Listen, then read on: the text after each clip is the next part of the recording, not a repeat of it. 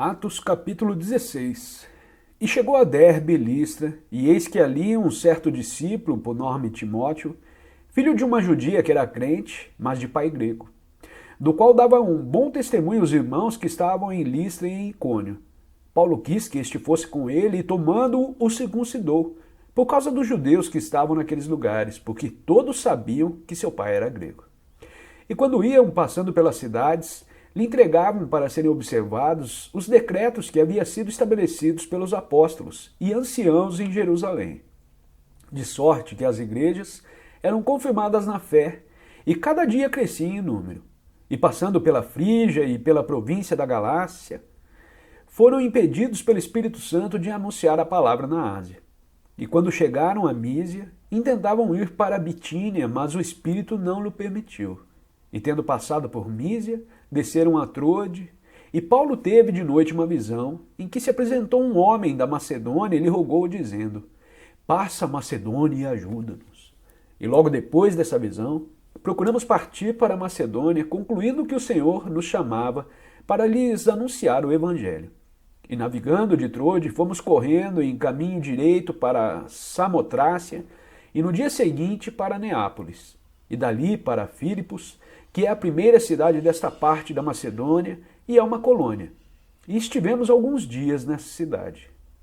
E no dia de sábado, saímos fora das portas para a beira do rio, onde se costuma fazer oração. E assentamo-nos, falamos às mulheres que ali se ajuntaram.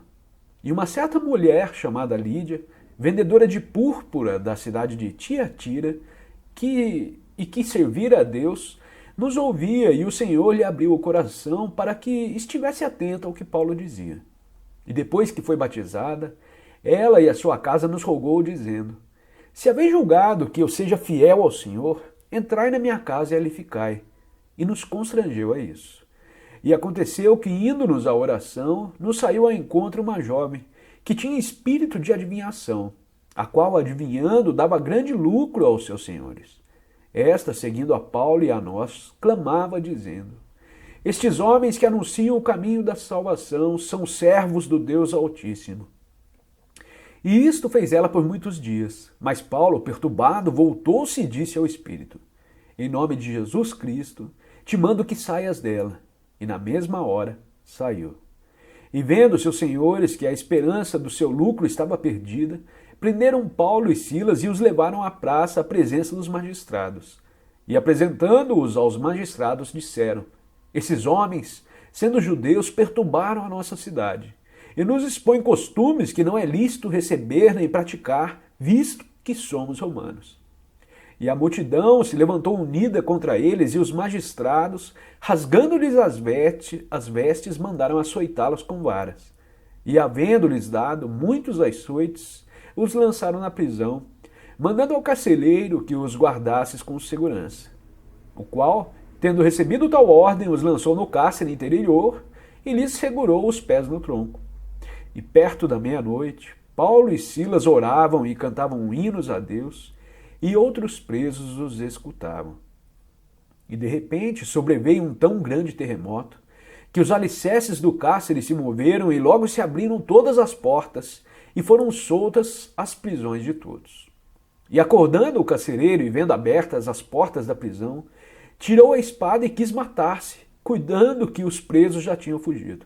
Mas Paulo clamou com grande voz, dizendo: não te faças nenhum mal, que todos aqui estamos.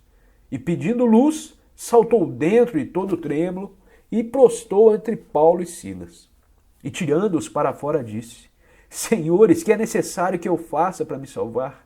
E eles disseram: crê no Senhor Jesus Cristo e serás salvo tu e tua casa. E lhe pregavam a palavra do Senhor e a todos que estavam em sua casa. E tomando-os ele consigo, naquela mesma hora da noite, lavou-lhes os vergões e logo foi batizado, ele e todos os seus. E levando-os à sua casa, lhes pôs à mesa, e na sua crença em Deus alegrou-se com toda a sua casa.